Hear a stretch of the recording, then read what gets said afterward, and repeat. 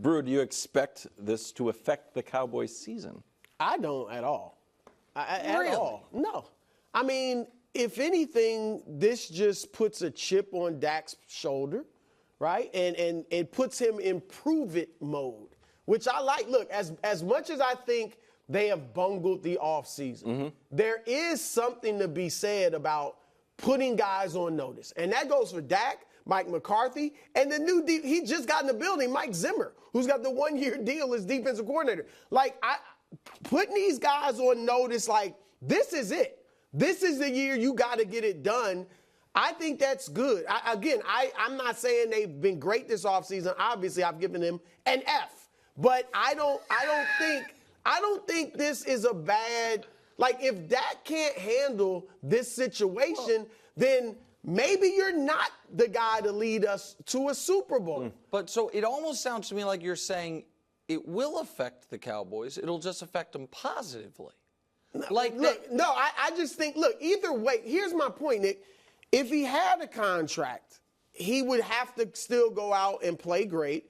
If he does, now that he doesn't have a contract, I'm not trying to say what you're saying, but it behooves him, even if he is ticked off, even if he is bothered to the high heavens, it behooves him to go out and play the absolute best he can so that he can get a deal either with the Cowboys or the next team. Yeah, no, I understand, like, what is optimal for him is almost contract agnostic.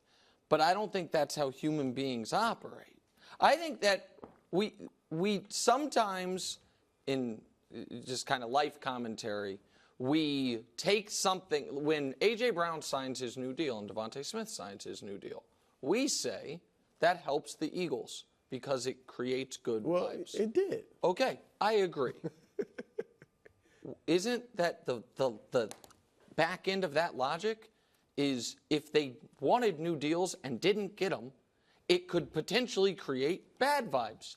It could also, I think that's common sense. Now, maybe it creates motivation to go, but maybe it creates anxiety. Maybe it creates, and Dak is a player who I don't know has dealt best with anxiety. Let's see. Right, and so. Can you handle anxiety? And so so my point is, I think it 100% is going to have a considerable impact on how he plays. Not necessarily negative.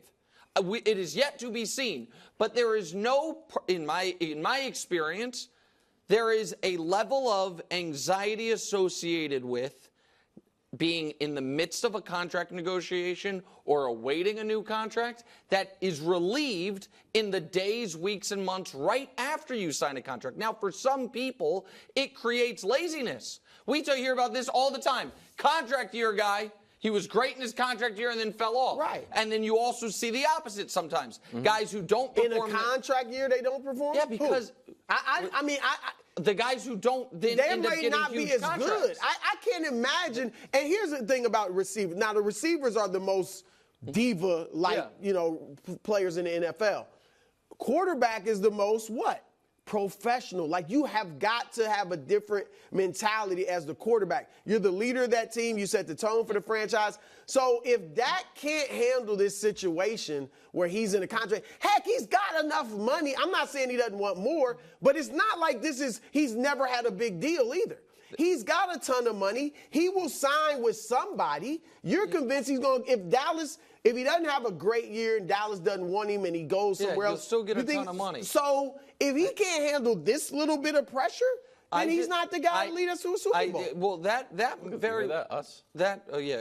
I'm talking I'm Jerry Jones. I think that this is a super unique situation as far as a quarterback of his age, of his caliber, a consensus top 15. Right? Consensus. Everyone, even the biggest Dak critics don't say he's below average quarterback. Coming off statistically the best season of his career, whose team is saying, we're not sure about you yet. That is going to impact Kirk.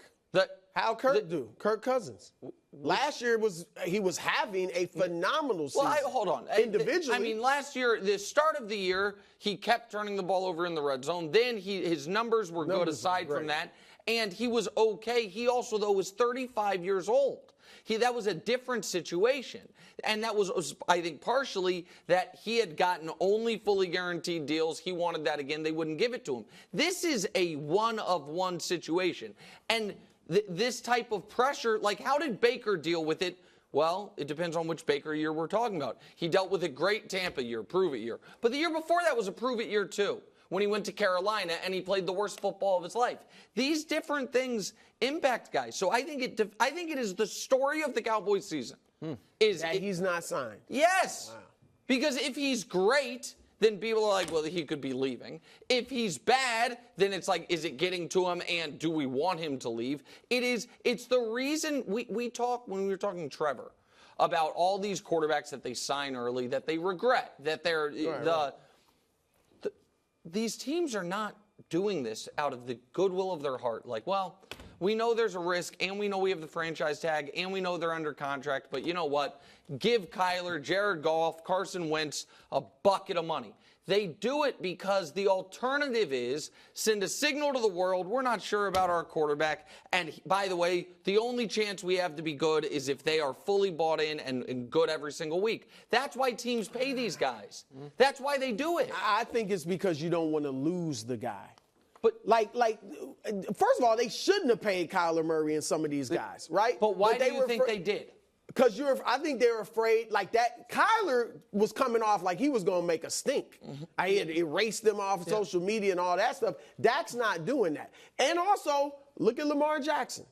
He played well, even though he was within contract negotiations with the Ravens. He still played good football. And I think it was a partial story of that season, where people are tossing down placards, pay Lamar, he's picking them up, then he's hurt, but the team's like, he'll be back, he's not back. We all forget, you know what I mean, about how messy and uncomfortable that was. That was a massive story. He asked for a trade from them. Now, he ended up getting his money and winning an MVP, but in the moment, it wasn't clean, it wasn't easy, so I think it's the story for the Cowboys. All right. Thanks for watching. Subscribe here to get more from the show and to check out clips from other shows on FS1.